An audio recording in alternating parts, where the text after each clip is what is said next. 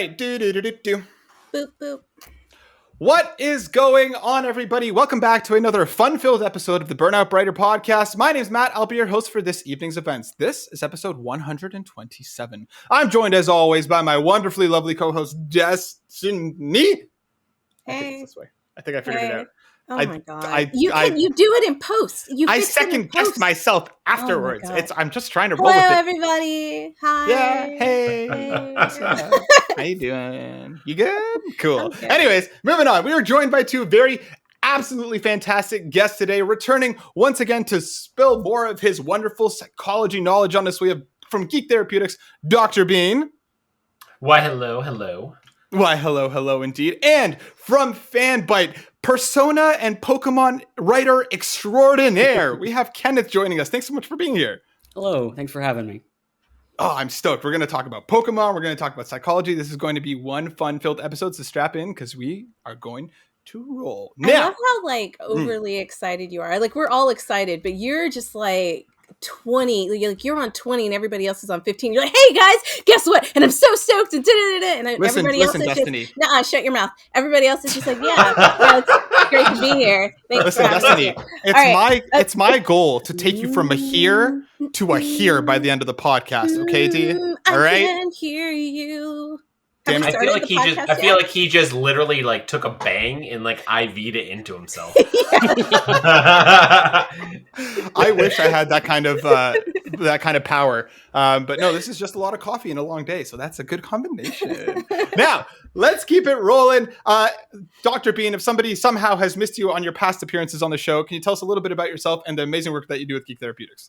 Absolutely. So I'm Dr. Anthony Bean. I am a licensed clinical psychologist, and I run Geek Therapeutics, where pretty much anything that is your fandom, anything that is geeky, we teach clinicians and other professionals and non-professionals how to use it in a therapeutic context. Plus, we have tons of crazy, awesome merch that we actually have. One of our partners, Guardians Mental Health, big shout out to them because they're awesome, we've now partnered with them on a new initiative that pretty much any of our sales for from the publishing side, 10% of it is going to be going to them to fund a basically D&D starter sets for schools in other places so we can send those out to them. That's so awesome. When did you guys do that? We just did about a week ago. Ooh, I know we probably didn't have a hand in that, but I want to feel like we had a hand in that. Yeah, you're welcome, everyone. That's definitely because of us. No, but that's so amazing. It's amazing to see like how many of you guys are actually working together and making this happen. And I think we just talked to some doctors at Geeks like us. Oh, yes, Ryan and Megan. Yes, Ryan and Amelia is who I Amelia. spoke to.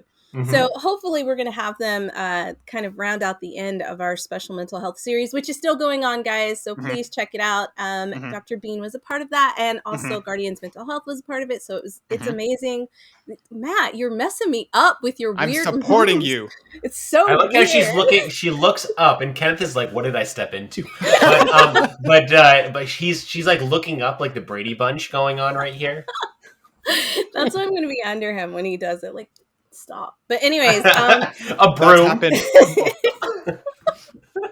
But yeah, she packs a punch. She doesn't need that broom. Oh my god! Don't make it sound like I'm abusive. Then you have to tell the whole backstory of why I used to hit you at work and stuff like that. It just sounds really bad. No, we're just gonna leave it hanging. Anyways, he deserved it. But okay, yeah. Please go check out the mental health series where Dr. Bean is on, and a lot of other amazing professionals are also on the series. All right, I'm done. But yeah, awesome. Okay, so thank you, Dr. Bean, for introducing a little bit about Geek Therapeutics. Kenneth, what about yourself? Tell us a little bit about Fanbyte and the work that you do with them. Yeah, I'm a staff writer over at Fanbyte, which is a very commentary-driven video game website. If you're looking for like the more straight-laced news website where they just kind of, give you the facts and don't have opinions on things, Fanbyte's not for you. So I like how you did that. If you don't like opinions, don't come to us. It's where I guess the tone of the site is like we are. I feel like we're either very serious or we're not serious at all. So like Sounds like our podcast. Yeah, we live on a spectrum of extremes over there. And yeah, so I'm a writer over there primarily, but I also appear in some of our podcasts from time to time. By night, I am a co-host of a podcast called Normandy FM, which is a retrospective podcast that was at one point in time, thus the name, a Mass Effect retrospective. But then, you know, that is finite. Eventually, you will get to the end of those games and you have to do something else. So then we moved on to Dragon Age, to Jade Empire. Then we stopped doing BioWare stuff and did The Last of Us, and are currently midway through our Final Fantasy X retrospective, like just started Final Fantasy X 2. And then we're doing Cyberpunk 2077 in the second half of the year because I like pain and suffering and being so yeah, those are the main things you can find me doing on the internet. Well, I love that you're waiting for the second half of the year. Maybe that next gen patch that will magically fix everything will finally come out and make everything even a little bit better. But I think the way that you describe Fanbyte is perfect, and I loved the articles talking about how we should stop naming our Pokemon. That totally drew no ire from the internet whatsoever. People were totally fine with that. They all agreed, and we have now criminalized nicknaming in the Pokemon universe. Yep. Wait, and that's what do you mean? Like if somebody has a Pikachu and giving it a specific name? Yeah, we don't do that. Yep, you right to jail. Right to jail. Why is that an issue? Right to really the Sangasti jail, just so we're clear. That's like if everybody in the world named their cat or their dog. Like why? Exactly. The way things should be. Why is that a thing though? I'm curious. The joke is basically like that's the outlier, like clearly like within Pokemon is a franchise. Oh, within the world. Okay, nobody names their Pokemon. So yeah, if you name your Pokemon, you're a weirdo. Like, what are you doing? Like, right. Nobody does. I'd be weird. I'd name mine. Your Pikachu A and your Pikachu 2 and your Pikachu C. No, I feel like for the 4 main ones that I like in the original, like Bulbasaur, Squirtle, like I feel like that is their name, even though that's what type of Pokemon they are. I probably wouldn't rename them, but like some of the other ones that are like not as important to me, I might name like Pickles or something. I think Pickles is such a good name for a pet. I name everything Pickles. Okay, but the question is, what Pokemon would be Pickles? A green one. I don't know which one yet.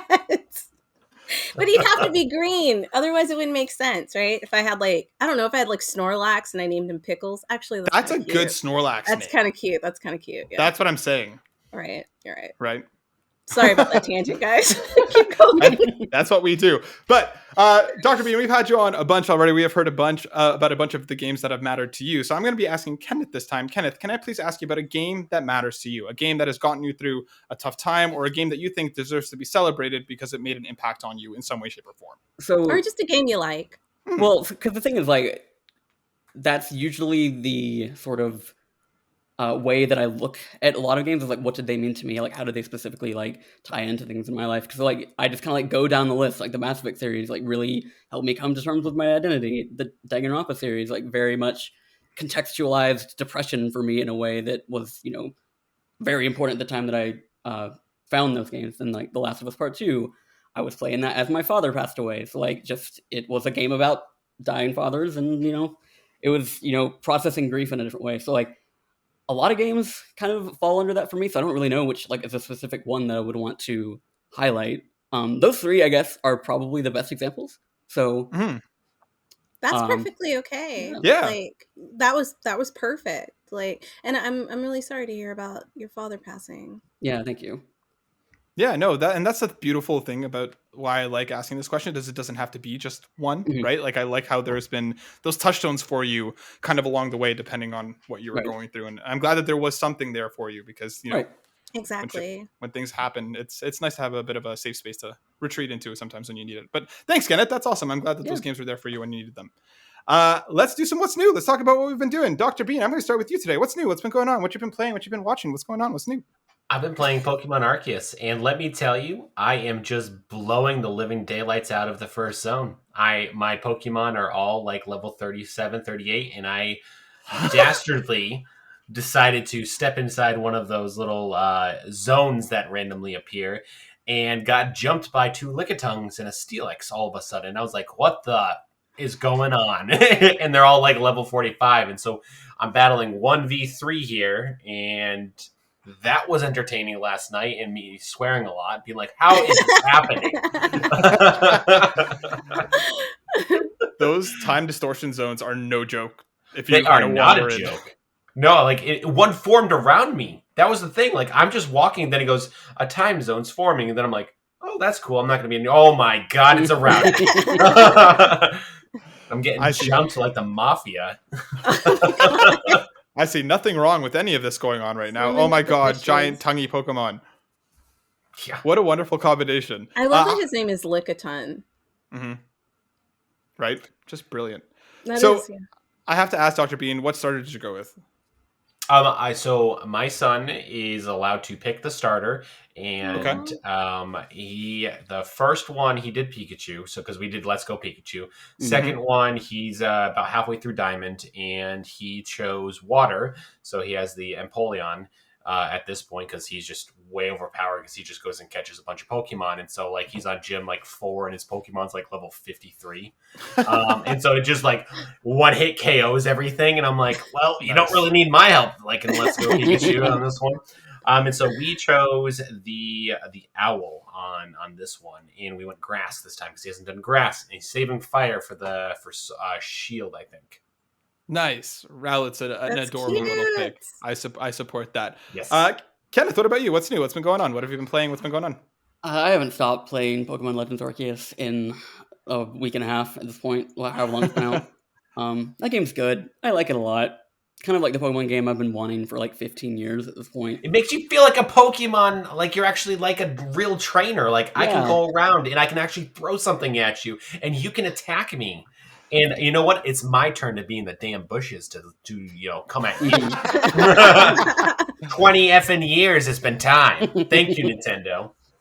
Yeah, there's something about like the fluidity of how you exist in that game that I don't know. I hope they don't go back to the more gated, like very stringent in terms of its format in Generation 9, which I kind of think they probably will because I feel like a lot of those games have to be beholden to the competitive scene and the expectations that particular like group of people has. But I just love it as like you can read my review on fanbyte.com, which talks about how like it feels like it really acknowledges the world of Pokemon in a way that nothing ever really has. And again, like it comes back to like when you're set up in that format of 8 badges, become the champion, beat the evil team, whoever they might be.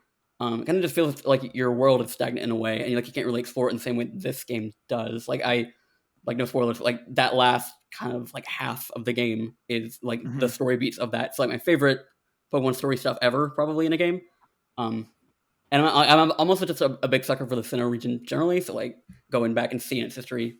It's kind of like I said, it's the version of like a Sinnoh game that I've wanted for like 15 years at this point. So then, what I've been wondering as I've been playing through it is that for whatever the next generation is going to be, do you want it to be like a more classic Return to Pokemon in terms of like journeying from city to city, but in this kind of environment and kind of, you know what I mean? Like blowing it out in a way that like you still do have your gym battles, you still do have your kind of like adventure, but you just have more of actual travel. World. Right? Exactly. Yeah. Would you rather that, or would you want them stay in this kind of like older time period, but just in a different world? I think it would. I mean, it behooves every aspect of the series for it to continue in the future. So I kind of just like I would like for like the Legends thing to kind of be like maybe a side series that they do, a side subset series. But I feel like they do need to keep a lot of those mechanical evolutions that they've got going on here, because like it just, I don't want to go back to like I said, I don't want to go back to like the way that a lot of these games used to be like very gated, and that's not even me coming from like an open world kind of product. I don't generally care for open world games. I just like the fluidity of everything. Like I can walk past a Pokemon without having to like deal with it, or if I don't want to. And I also just like I don't want to have to go back into like walking into grass, like tall grass, trying to like deal with all these random encounters, because like that was definitely something going back to the Down and Pro remakes. I was like, this feels old. It's it's a faithful remake, as they call it. It's like this feels unnecessarily old to me. Yeah, to be honest. Well, I'm glad. I'm glad to know the one thing that I want them to add to this one is a Pokeball bazooka. So I can literally just be like, as my son is named the character Ash Ketchum, you put it up and you just start shooting Pokeballs. It doesn't matter if they hit or not. You're just watching your like 400 Pokeballs just go all the way down to like 0. I mean, it'd be super efficient. I'd be just running around, just like shooting at everything. You know, hey, Wurmple's great. I'm going to catch all 4 of you right now. It's going to be great. You need a minigun bazooka hybrid and then just catch everything. I love that. That's a great idea. Awesome. Yeah, no, I'm glad that Arceus is connected with you so much, Kenneth, because seeing your journey on Twitter has been one of my favorite parts, is just seeing how your team's been evolving and how much you're enjoying it. I'm definitely loving it as well. But yeah, that's awesome. Destinee, what about yourself? What's new? What's been going on? I am the only one who is not playing that game, but I'm glad that you guys are enjoying it. I have been playing a game called Figment, and we talked a little bit about it last week, and it's basically about... I feel like it's about this girl who just lost her parents, and she's going through like all the stages of grief. The game itself looks really cute, and we'll post like a link at the bottom so you guys can check it out. When I first saw it, I didn't expect it to be what it was, but like the narrative design is really good. The overall design of the world, the characters, it's all really well done. So I'm working my way through that slowly but surely. And I've given up on Elion, which is an MMO that was created, I think, in partnership with Bluehole, who also did Terra. It's way buggy, which makes me sad because it was so cool looking. And then I watched a series called Dollface, and I binged that. And that's like just a chick flick, so I don't know if you guys would be interested in that. What is it about?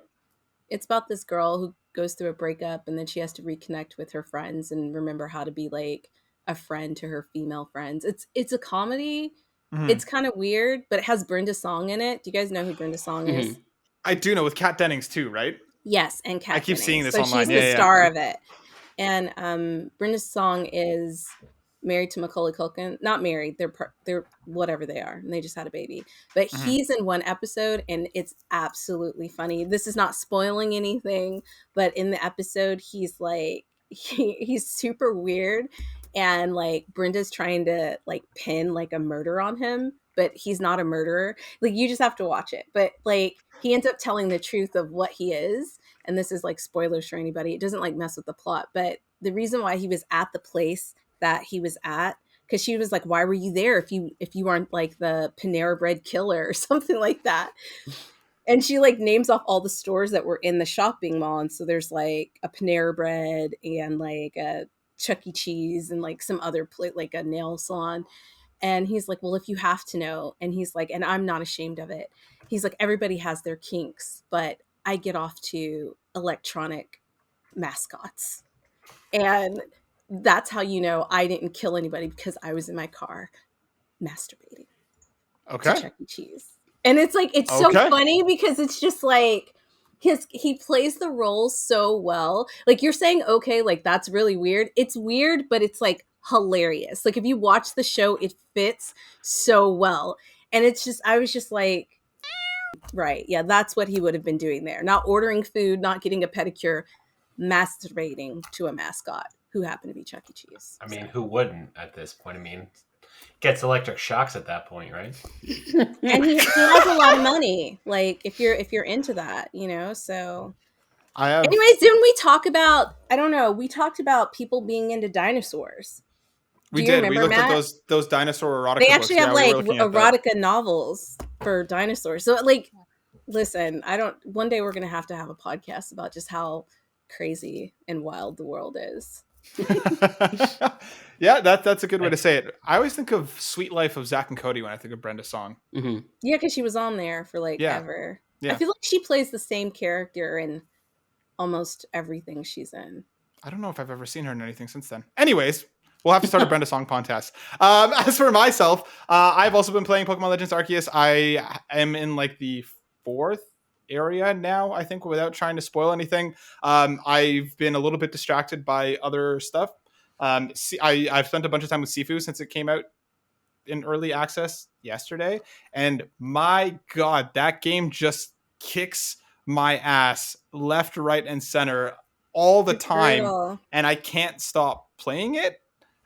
It's really fun. I'm not usually one for these like hyper difficult games, but there's something about Sifu's flow that makes it really satisfying and trying to figure out like how to chain combos properly to kind of get yourself out of situations. And it's just like, even like Senna, my partner, who is not like a massive gamer, I loaded it up and she kind of sat there. She's like, "Ooh, what's this?" And she watched me for like an hour and a half playing it because she's just had fun watching it. It's really, it's really, really cool. But yeah, that difficulty and the lack of overall accessibility is definitely, you know, some points. I hope that people kind of do get to play it, and I hope they do work on that a little bit, because yeah, it is grueling. Even in like the second world, which I haven't been able to clear the second world yet because of those stupid bastards towards the end of the level just keep like I got there and I was 34 years old, and then they killed me all the way till 77 years old, and that was the end of my run. But yeah, it's great. I'm really liking it, and Arceus just continues to be fantastic. And I'll have more to talk about a little bit later. But yeah, has anybody else checked out Sifu yet? I know you haven't, Destinee, but Doc Bean or Kenneth? I played it briefly just before Arceus came out. I don't have the tolerance for a lot of those kind of games, like, you know, beat your head against a wall until you break through it. So I have not played it since. One thing I'm a big fan of, though, like holding the DualSense while you're on the main menu and it's raining and you can feel it. That's the only time I've never like did not turn off DualSense features. I was like, this is the vibe. This is like I could just sit here and not play the game, which is basically what I did. Very relaxing. Yeah. It is. There's a really awesome section in the second level where like you're walking through like a hallway and there's like lights going off. You're in like a club-like area, but like the controller will like start at the bottom of the controller and like slowly rumble its way up and around the controller depending on where the lights and music are moving around. They do some really, really cool stuff with the DualSense in that. But yeah, it's real pretty when, especially with just vibing out with that controller is really nice, especially in that game. Is it real pretty, Matt? It's real pretty, Destinee. But anyways, we are here to talk about the psychology of Pokemon. And Dr. Bean, I'm going to throw to you first because there's a Kickstarter going on. There's some stuff going on. Tell us a little bit about what's going on. Yeah, so the Kickstarter itself, we originally funded in under 6 hours, which was crazy. Crazy good, just so everyone's aware. And then we hit our first stretch goal in under 24 hours, which was even better. And then Nintendo came into the picture. Of course. Dun, dun, dun. See, this is where you're going to need like the sound effects. Dun, dun, like, dun. Dun, dun, Make sure dun. you add the sound effects, Matt. He's Yes, right. I'm putting a footnote. I'm putting a Yeah, footnote. put it on right there at 22 minutes. So that's right around there. And so they came through, and it's Kickstarter's protocol that they hide the thing. So it's still up there. I can still edit and do whatever I can edit to a degree. Let me be very clear. Once someone purchases something on Kickstarter, that pretty much locks the entire campaign. So in case anyone ever is going to do something like that.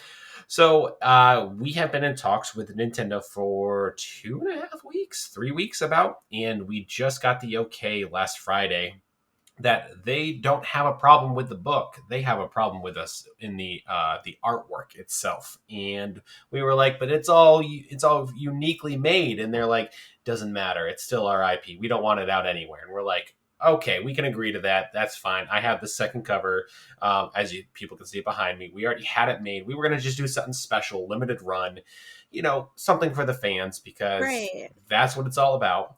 And they said no. It is the easiest way to do it. They agreed to allow us to do the book as long as it's a minimalist one. They agreed that it was protected under first right, freedom of speech, and not freedom of speech or something else. I don't know. There's a special term for it, and I'm blanking on it at the moment. Anyways, they agreed right off the bat that the book, the content of the book itself is not the issue, it's the artwork.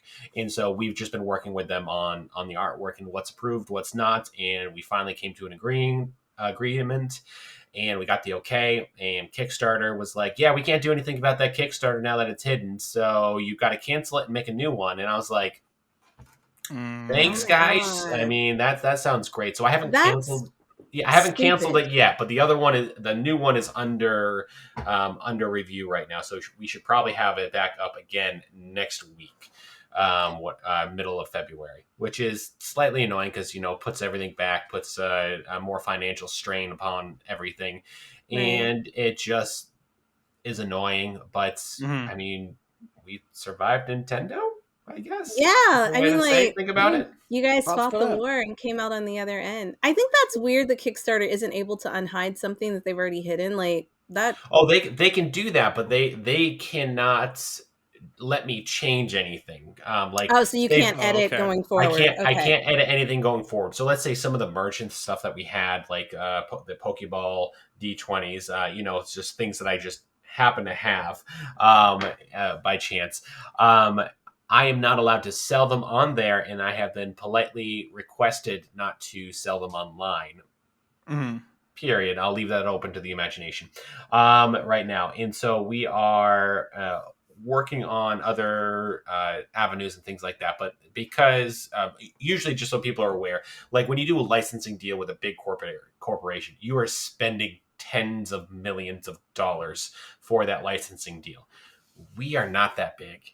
Right. We are very Mhm. small. We weren't doing anything illegal, which is one of the reasons the lawyer said that they actually responded to us. And Kickstarter also does not make it easy to find who the lawyers are, which is really annoying. So if anyone ever has like an IP thing that kind of comes on down, it's darn near impossible. I had to literally spend 6 hours trying to figure out who the lawyers were and try to figure it all out, which was really annoying. But it got done. We're in the clear. We're going to make this happen. And we're gonna just continue on. We had the option of either doing it on Kickstarter again or just selling it through our individual website. Mhm. We chose to do it through Kickstarter because 1, it shows integrity, 2, it shows that we survived Nintendo, and 3, it shows that Nintendo has kind of given their blessing. I now have to put a caveat on the cover of the book, so it's going to go on the back cover.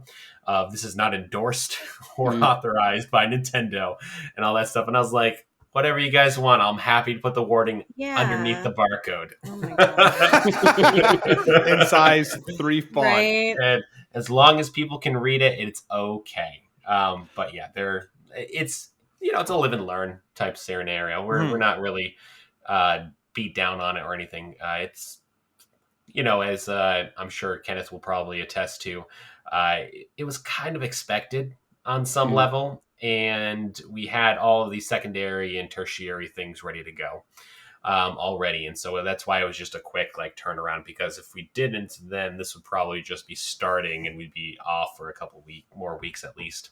Mm-hmm. So you've done a couple books already, about Zelda and stuff. And first off, I'm sorry to hear about all the, Kickstarter woes and hassles that you've been going through, but I'm glad that, you're nearing the end of the tunnel. But when time came to start working on the next book, why Pokemon? Why did you decide to land on Pokemon as the kind of the main subject?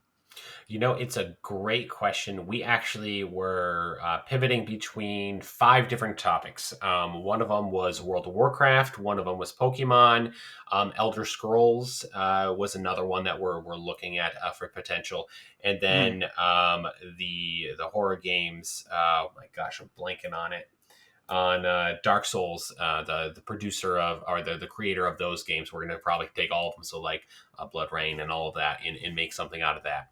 And as we went and looked at everything, we realized that Pokemon was really the big childhood hero. Not everyone's played Dark Souls or anything like that, but we very much wanted to have something that everyone has played, and it's kind of like a reminiscence of childhood. When we write these books, they are allowing us to relive our childhood on some level. I get to play the Pokemon games again, and I get to have a reason for it, and bring my son in to do it as well.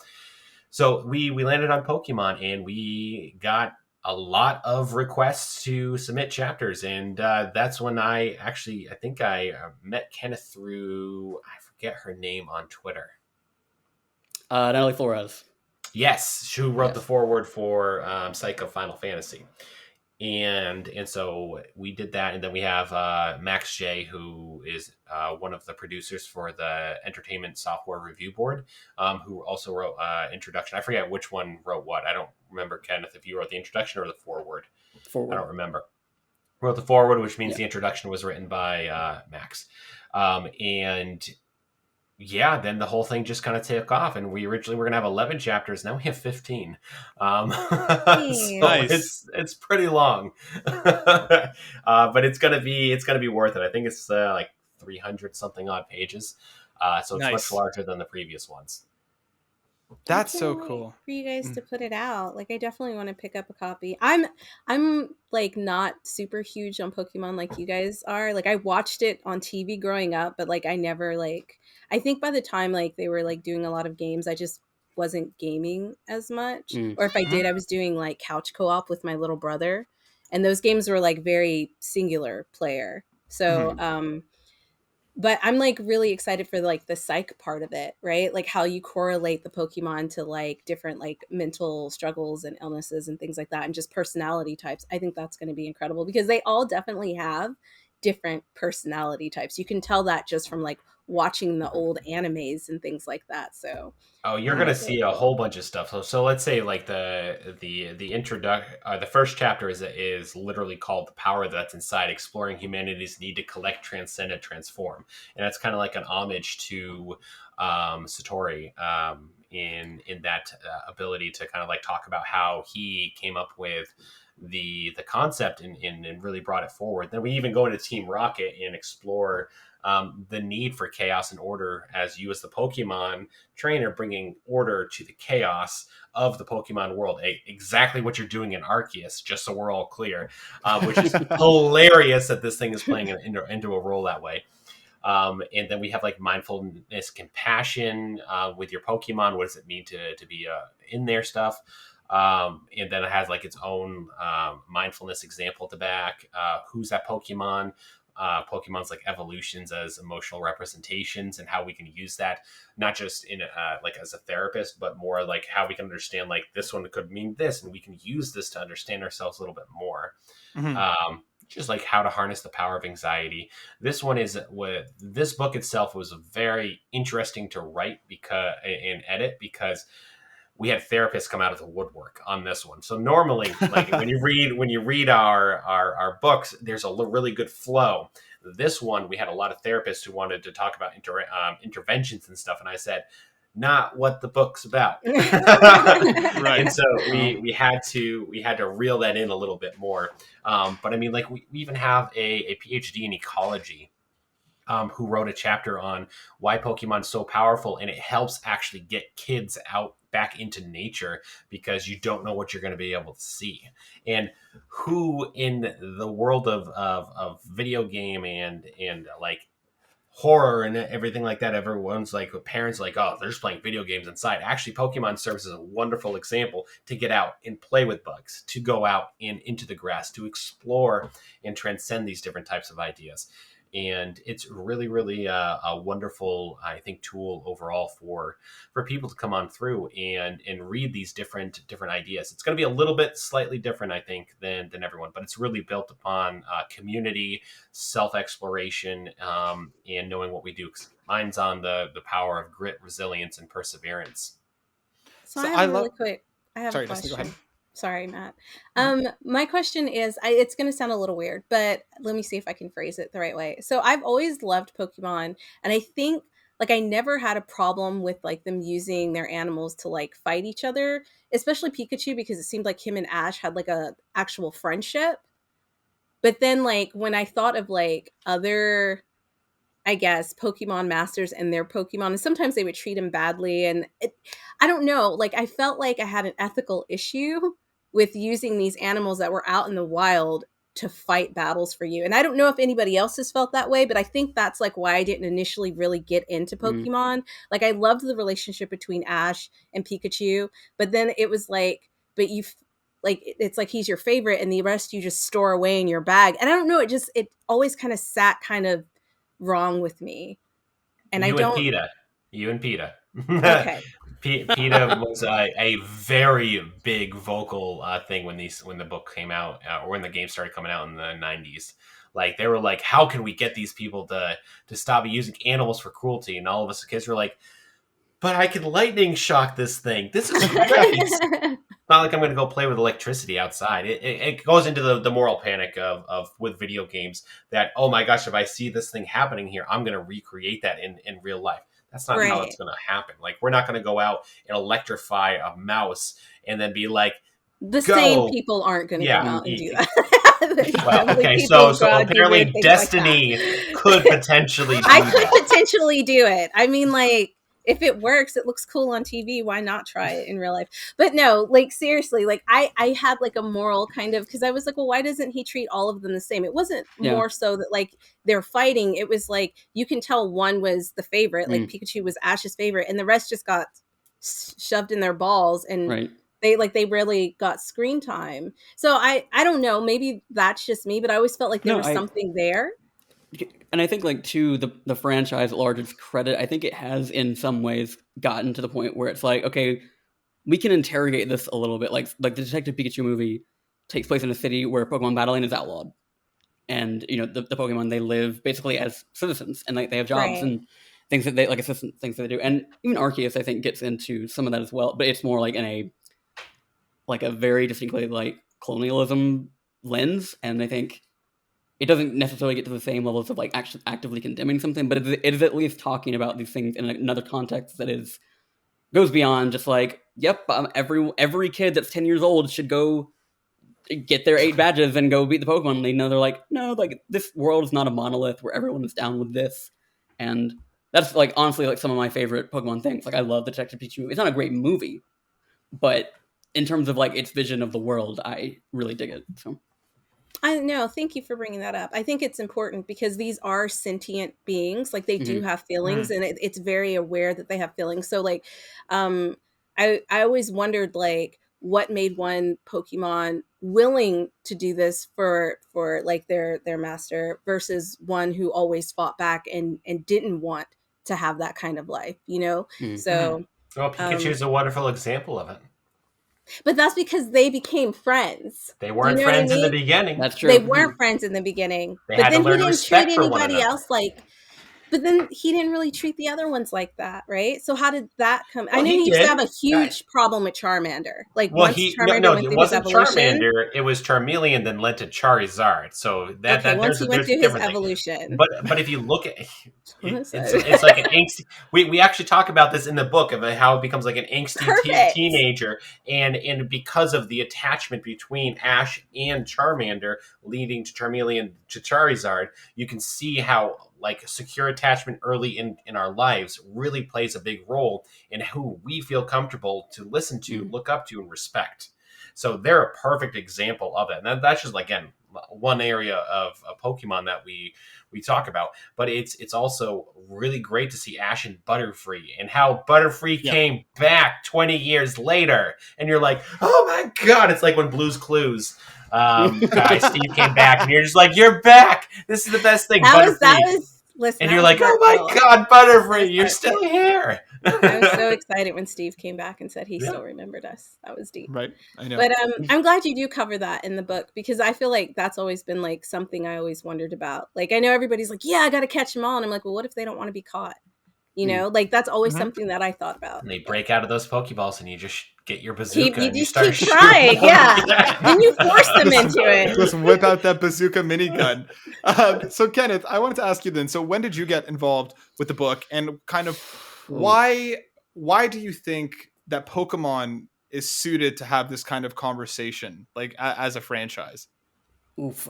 As for the timeline, you know, time is but an illusion in the time of a pandemic. So I don't remember, like, the exact timeline of what happened, but it happened when Natalie Flores, my friend and coworker over at Fanbyte, she, like I said earlier, had done the foreword for the Final Fantasy book, and she was like, "Hey, I know you're a big nerd." Oh, I'm sorry. Can I say that word? Yeah, it's fine. Yeah. Okay. I should have asked that. They'll just bleep you. They'll be like, bleep, bleep, bleep. She's like, "Yeah, I know you're a big nerd who, like, you know, is really into the series. Would you be interested in writing a foreword for the next book?" And I was like, yeah, I've never, like, entertained that thought. Like, I didn't think that was in my, you know, like, a possibility for me.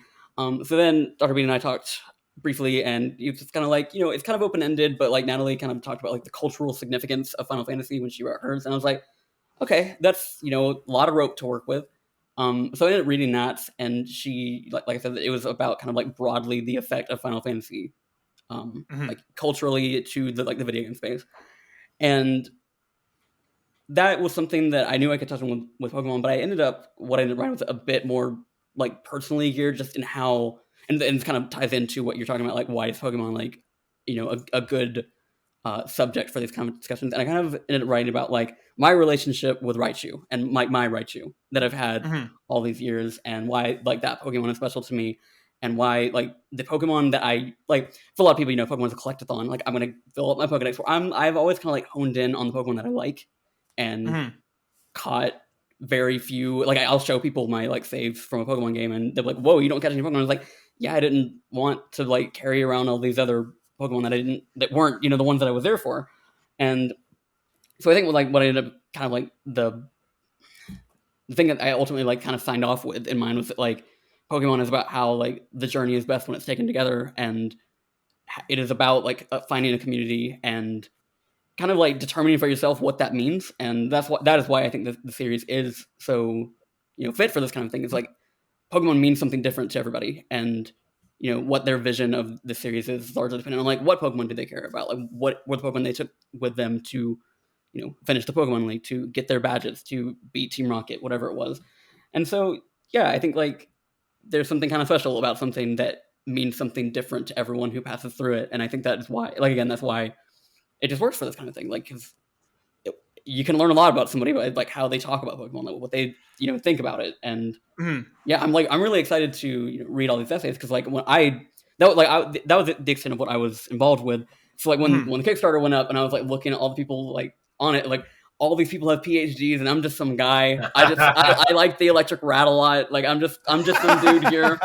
And so yeah, I'm excited to like read a bunch of people who are way smarter than me talk about this in a way that is, you know, all encompassing in the way it is.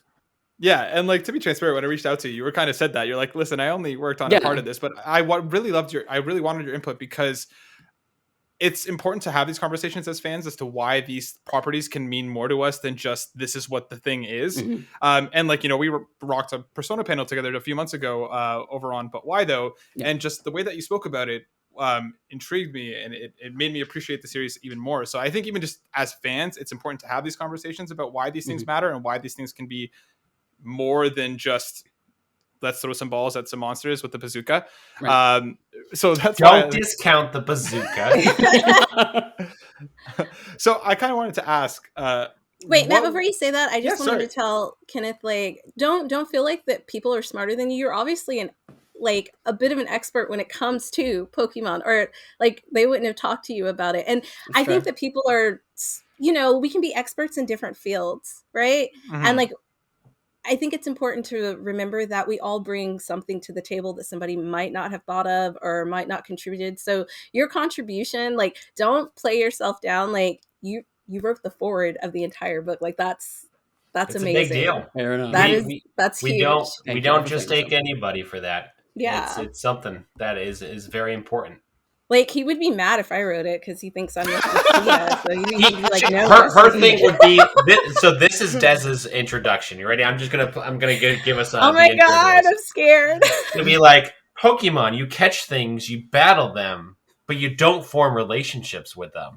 And then we're gonna have at least four chapters in the book that talk about the importance of the parasocial relationship, why it's too important for it to fit into Bill's PC. Actually, this sounds really good. It's going exactly what you talked about with Raichu is done over a whole chapter of what are parasocial relationships and why it's important that like we kept the ones that we really like.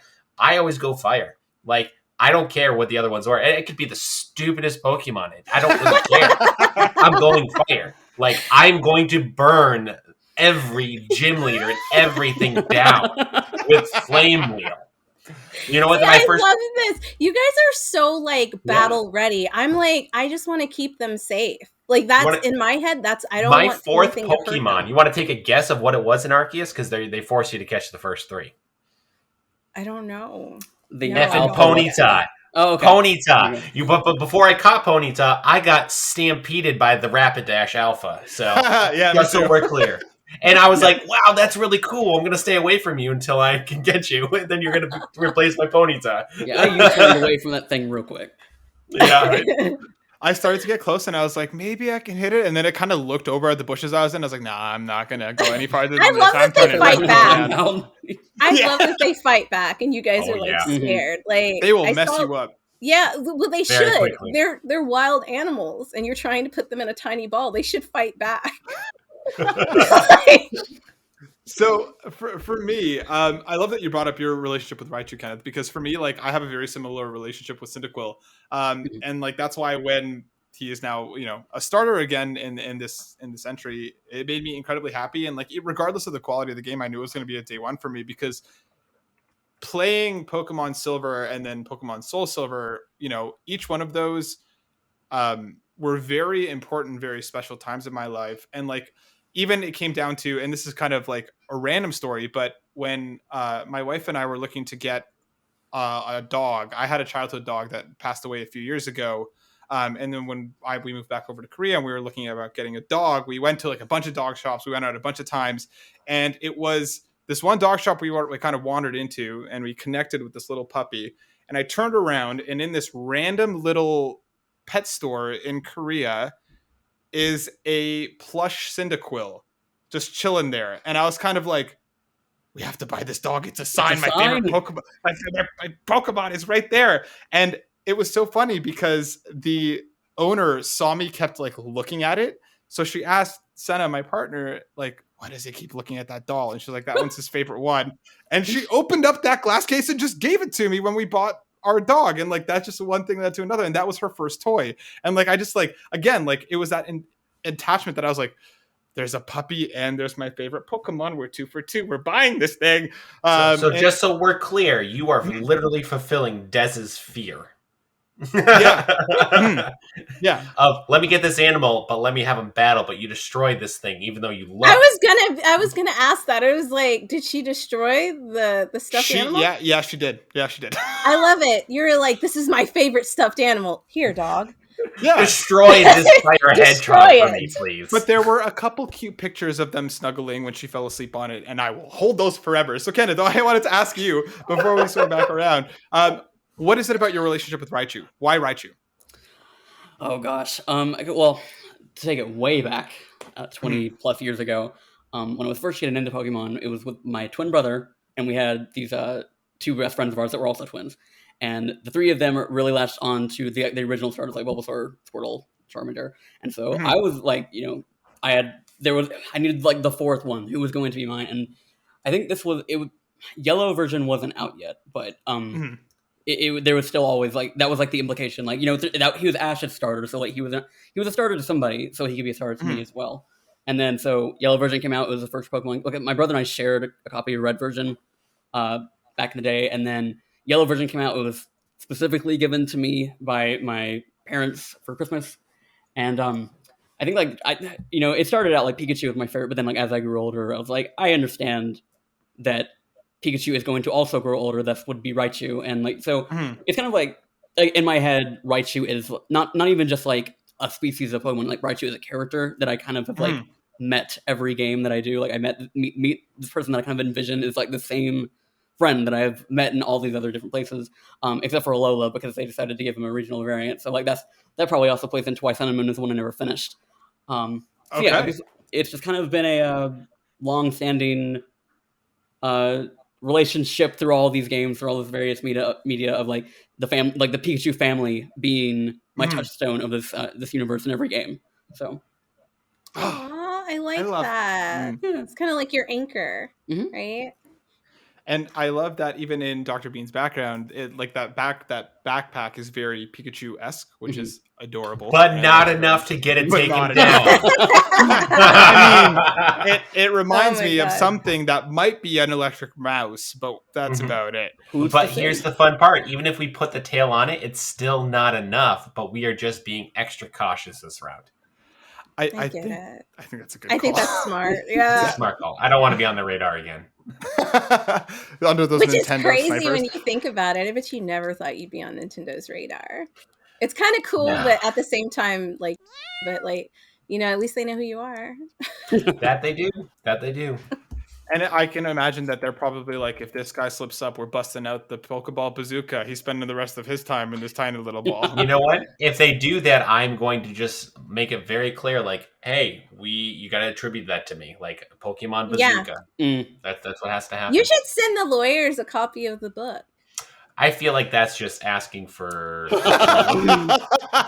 and honestly, at this point, if they want a copy, they can buy it. That's true. That's Nice. true. Nice. So that's why I love Pokemon, and that's why I love having these conversations, because it really does mean something different to everyone. So, Dr. Bean, what I kind of wanted to round out this conversation with is I really wanted to know, with Pokemon and with this book, like, what's the major goal? What are you like? What kind of stories are you trying to tell? What's if somebody takes this book away, what are you hoping to take away from it? That they know that video games are not just useless toys that people are playing these days. My son is learning to read off a Pokemon. He's learned frustration tolerance. He has learned so many life skills off of a game that is based off of my childhood that he is able to relive, and I'm able to do that. Then we take that, and that's now a tertiary outside of it. I'm allowed to, and being allowed to form a relationship with him on this different level and this different idea. And we're able to go on this journey together. And he's eaten curry because of Pokemon, the anime. He never would touch curry before. And then he's like, well, Ash eats that. And I was like, yes, he does. Would you like some curry? And he eats it because he likes it. And he tries new things. So when someone out in my field of psychology comes out and be like, oh, video games are the devil and blah this, blah that. And I'm like, no, like, they have so many memorable experiences that when we do these books, we want you to read them, and we want you to take that information and combat that illiteracy against video games on a lot of levels. And we are giving you the tools to do that as you're reading them through a psychological lens. That's the important part. So everyone who goes and reads these books, whether it's our Zelda, our Final Fantasy, this one, and whatever else is coming next, the biggest things that we want you to take away is your time spent in the game matters, and that is important, and that no one should shame you for that. It's beautiful. I love it. I have to quickly ask, does the book touch on like Pokemon Go or Pokemon Smile or any of those other Pokemon? It touches on Pokemon Go, and we also do Twitch Plays Pokemon. Nice. Hell yeah. Because that was entertaining to try to play. And they go through like the rules and everything, and how some things were like named A and some of the other ones. But the, it touches upon, I think, an area of the fandom that plays Pokemon as a true game, where if their Pokemon faints, they release it. They no longer use it.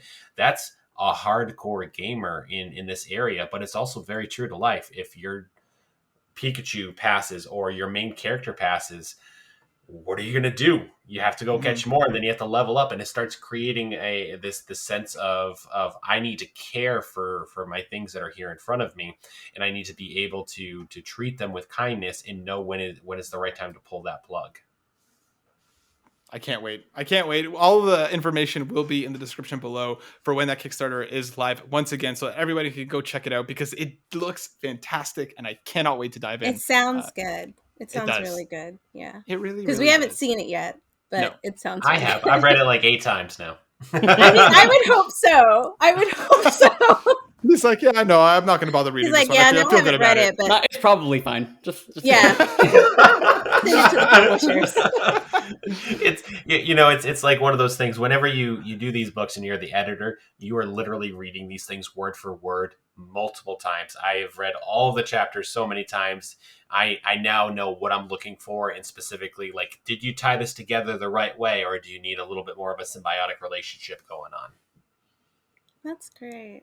I love that you have so many people talking about this, because I think, like, back in the day when we were playing video games, I don't think anybody would have thought to use it at, like, in the mental health capacity the way that you're doing it. And you're doing it on such a level that it's like sooner or later, it's just going to become a mainstream way of actually helping people, like, in a therapeutic way. And I think that's amazing, because video games they can be used for so much more than just entertainment. Like, I think we have to stress how much people connect to these characters and to these games, and like just how much they can change people's lives. And a lot of people don't realize that, but I think millennials and Gen Z and the Xers, all those other generations, I can't think of them.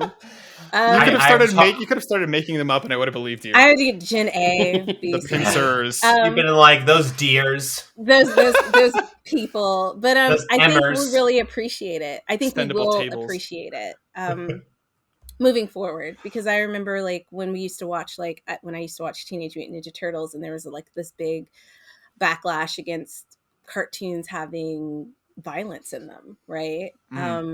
So nobody at that time used cartoons and animation in a way that went mainstream with therapy. So I'm really happy that people are taking up the torch to do this with video games, because they're so integrated in our culture now, right?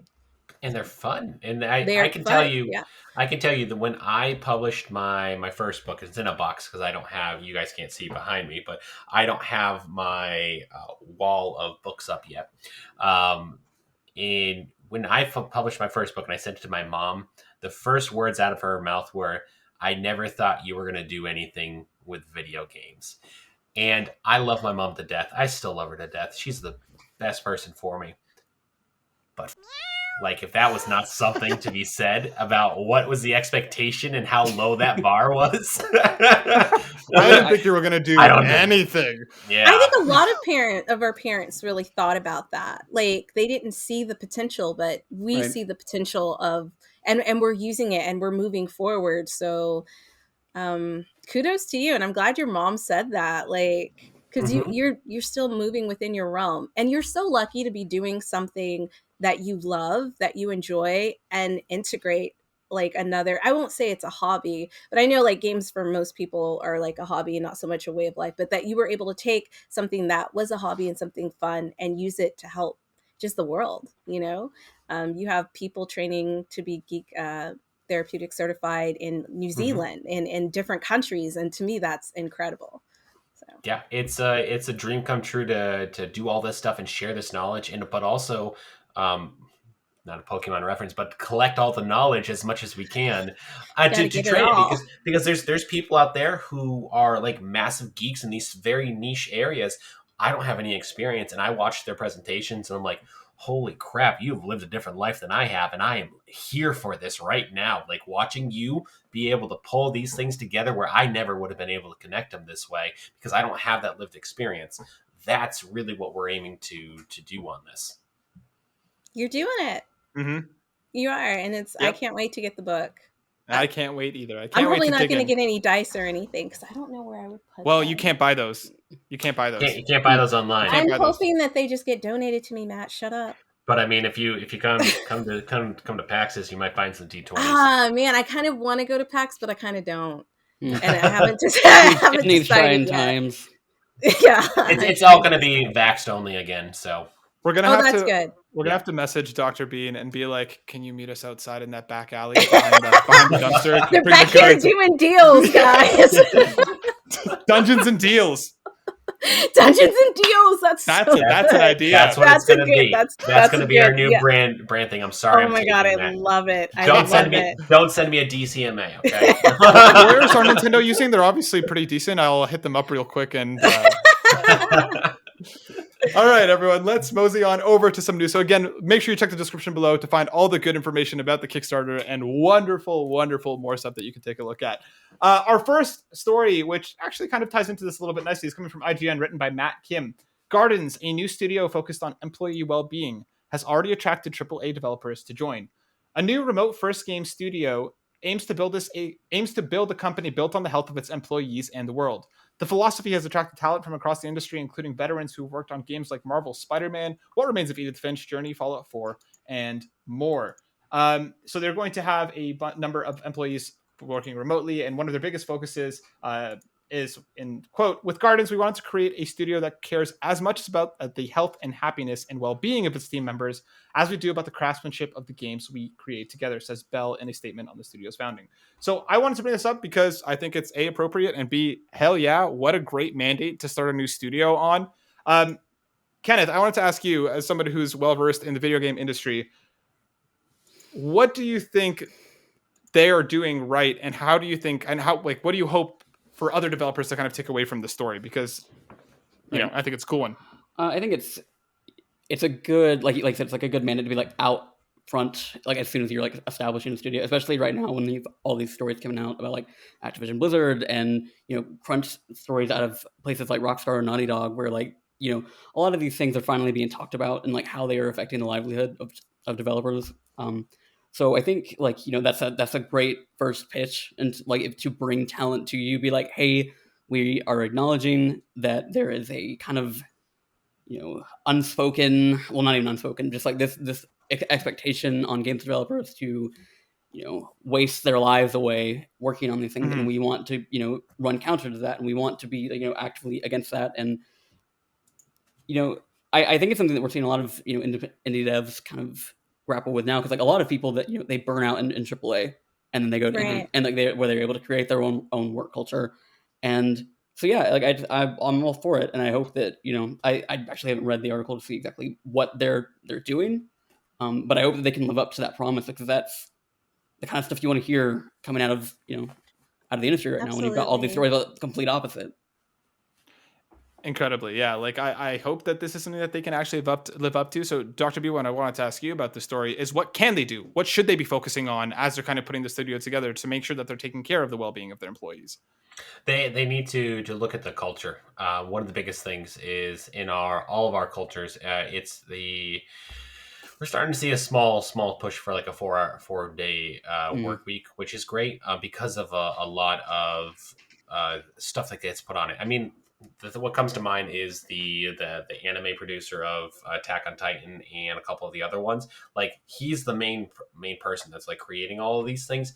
And if you look at him from 2017 to now, he looks dead. I mean, he has been working nonstop to hand do everything and to do it all in a certain capacity. I think that requires a lot more self-care on his part, but also since The industry. I see people that are in the industry. I can't say their names, but I do see them therapeutically, that they are always talking about how they are continuously being pushed to do the next thing and the next thing. And what's the next thing coming out? Cool. It's like, you wrote this piece here there, Kenneth. Great. What's your next 3 that you're going to do right now?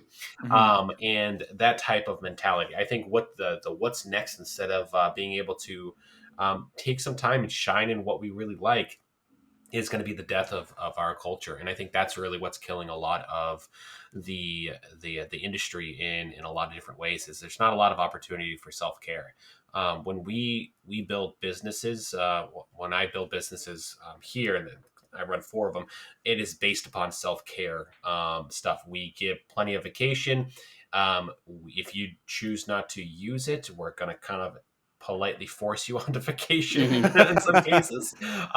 We want you to do those types of things, and we want people to find the self-care, and we hands down believe in it, because you can't be your best if you're giving yourself 100% each and every day. At some point you're going to falter, and it's going to go down really a lot. And I think there was a meme out there that was like, if you have to give your like 100% of yourself every day, like there's no way that you're going to ever be able to live up to your expectations or someone else's expectations of you.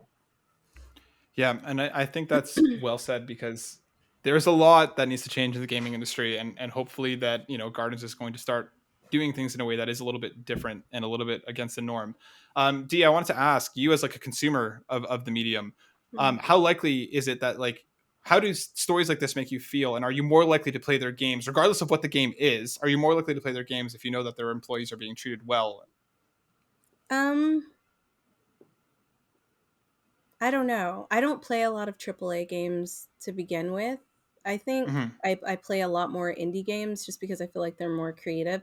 I think it's great that they're moving in this direction, but like, one of the things that is an issue is it's not just in the game industry, it's like in all of the industries, like especially in the US. I know I can speak for it. There's this grind mentality, and that's really what's killing people. Also, the fact that we're not expanding and hiring more people. We want, not we personally, but these companies want to put work of what you like they want to give 5 people the work of like what 10 people should be doing. Right? Because it all comes down to money. And I think that's one of the things. So like, for what Dr. Bean was saying, like, not only the culture, but you guys need to hire more people and not put those expectations on people. And then there's the idea of people just coming up and trying to get their foot in the door and willing to take on that much because they don't see any other way to get their foot in the door to start a company. And these companies know that. And then you have these for-profit schools that are pushing out all of these students with not enough jobs. So they're all fighting for this job, and the companies they could just pick and choose who they want. It doesn't matter. And in their head, it's like, well, if you don't want to do it, we can find somebody who does. Right. So it basically needs to like be, I love that this company is doing it. And I hope that like moving forward, other companies start doing it. But I think, like I've always said, it has to hit their pockets in a way that forces them to change. And that's what I really think in the end is going to have to happen. Like, I love that new companies are starting this, but I think for like some of the old G's, it's really going to have to hit their pockets to where they're like, we really need to like step up and make a change. So, Right. Yep. Well said. Yeah. All right, let's talk about one more story before we close out here. Once again, coming from IGN, written by Logan Plant. Ghostwire Tokyo release date with new gameplay reveal announced. Another long-awaited game is joining the stacked release lineup of February and March, as PlayStation has announced Ghostwire Tokyo will launch on March 25th, 2022.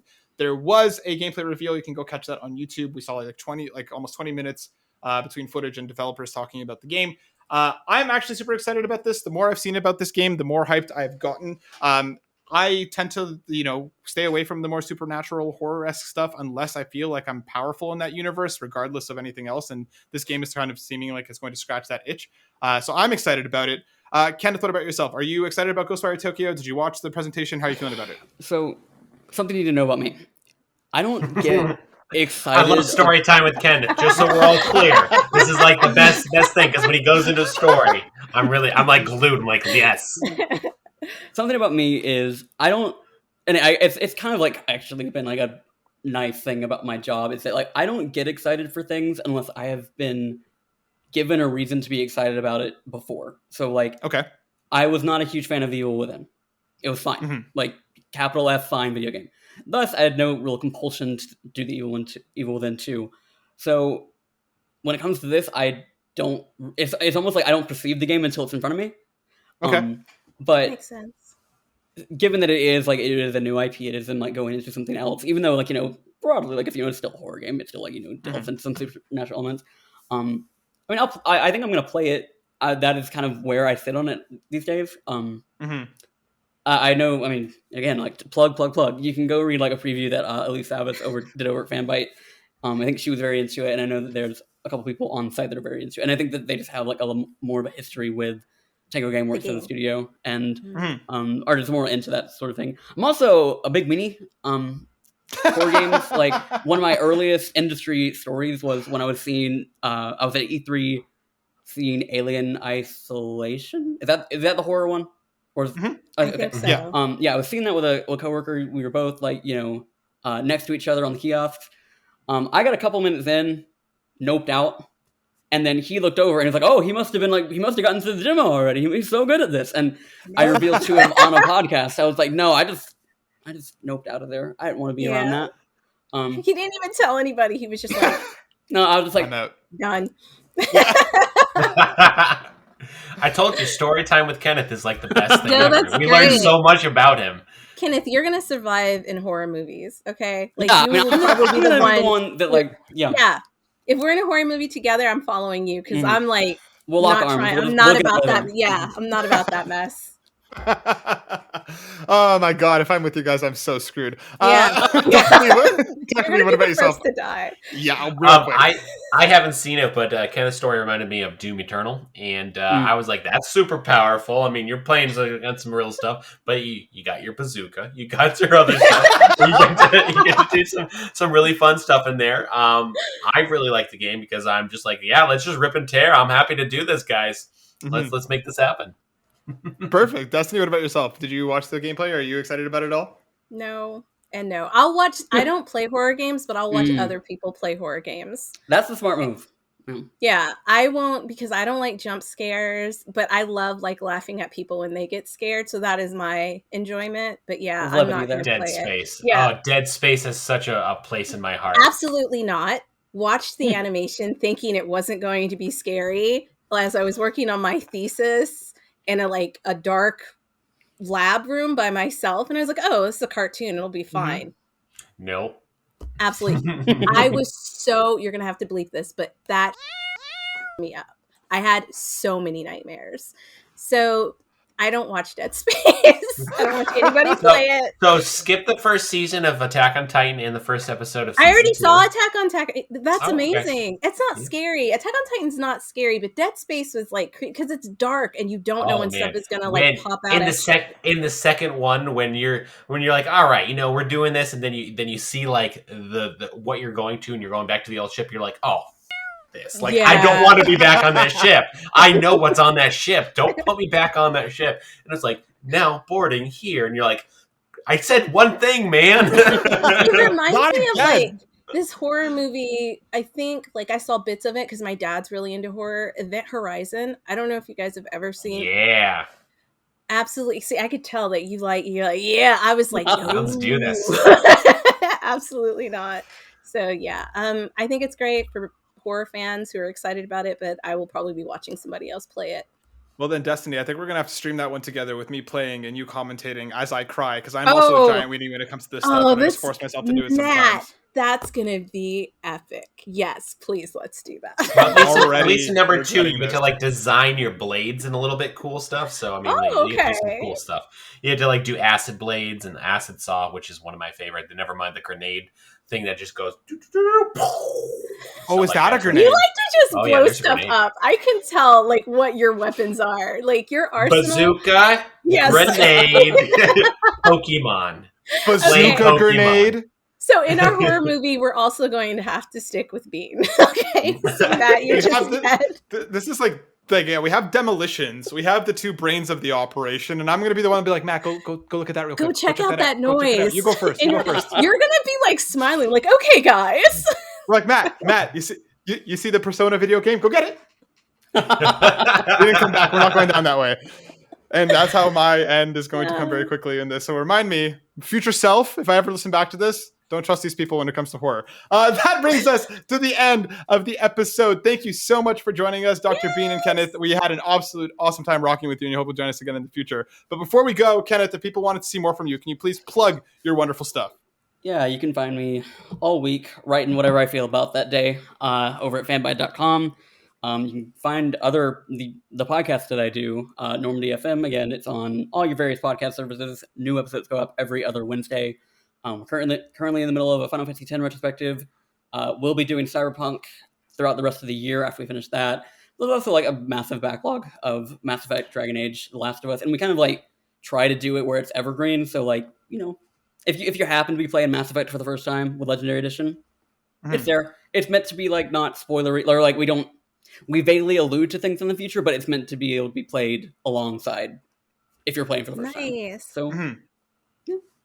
Oh, you can find all of that. You can find all of that compiled on Twitter at ShepardCDR. Perfect. I will have that in the show notes below as well. Dr. Bean, what about yourself? Where can people find you? That was a wonderful bow you put on that. I'm actually it was beautiful. I like that. Mm-hmm. You can find me on anything that is at geektherapeutics.com. Leader in training people in geek therapy. We're on Twitter, Instagram, Facebook. We have a training, tons of training. We have a whole one on coming up on gaming and culture, and it's just a whole wonderful thing that's coming out. I know you said training, but the first time you said it, I could have sworn you just said train, and I pictured you on this massive train.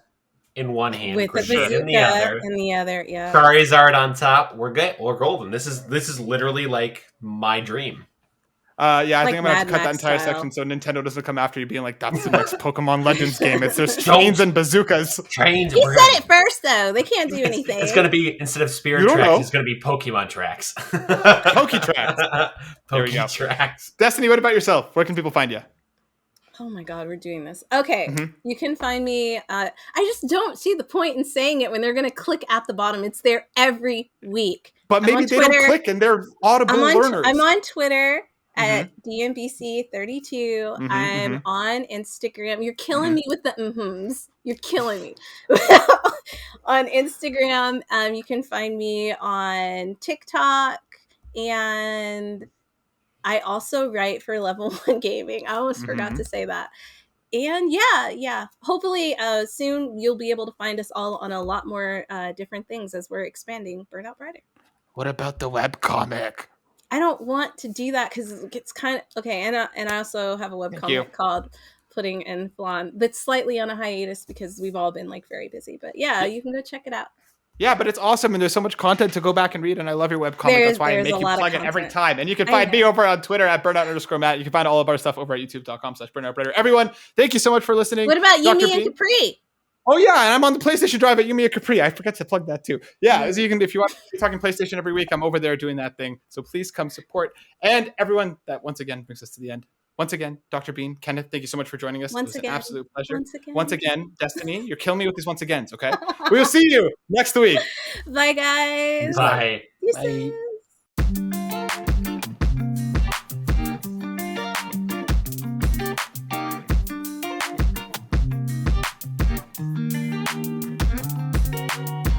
Everyone, we hope you have been enjoying Mental Health Power Up as much as we have. These conversations are incredibly important, and we very much appreciate your time. But these conversations aren't the only thing that we're doing, Destinee. What is the second part to this? Guys, the second part is pretty baller. So we are going to be asking you guys to donate money and share the information about the podcast, but specifically about Guardians Mental Health. They're this great organization that uses geek culture, the things that we absolutely love, comics, gaming, video games, to kind of help people who are struggling mentally and in a therapeutic way. And they put together these kits that they send out, and you don't have to pay for these kits. This is one of the most amazing things about what this organization is doing. They're sending out these kits, but obviously it takes money to print the materials, to get everything put together. And that's why we're raising money for them, because we want to help them so that they can help more of you guys. And Matt has got some amazing details about what you can win if we reach certain tiers. That's right. You just need to donate to be entered. There is no amount that is too small or too large. Whatever you're able to do, $10 is what it costs to make these kits. So if you can do that, fantastic. If you could do absolutely anything, we would appreciate it. As we hit different stretch goals, we are going to be giving out different amazing gifts that we have for some amazing people that we're working with. So please hop over to that link, take a look. If you can donate, please do so. And you might just win something cool for yourself as well, because again, every little bit can make a difference in someone's life. So we thank you for taking the time to do so. If you can't, Destinee, if somebody can't donate, what else can they do to help? They can just share the information. Share it to your social media platforms, Twitter, Instagram, Facebook, wherever you have like a place that you like to interact with people online, share that information. And one of the things that I wanted to say, and I know Matt and Darren feel the same way, is we just want to thank you guys because for each one of you that shares or donates, I'm just going to say it prematurely. Thank you so much. This is so important to us, and it's important to our listeners. And it's one of the main reasons why we even started the podcast. Like, not only was it about gaming, but mental health has definitely been a strong core that we've always wanted to talk about. So this is our first time doing it. We're super excited. We hope you're excited.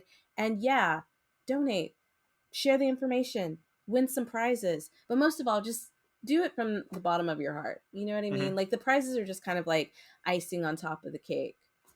Exactly. So please be there for one another. Help us reach other people who might need to hear some of this, because we know how much it's helped us. So thank you. Like Destinee said, we'll see you on the next one, everybody. All the links will be in the show notes below. Check it out. Bye.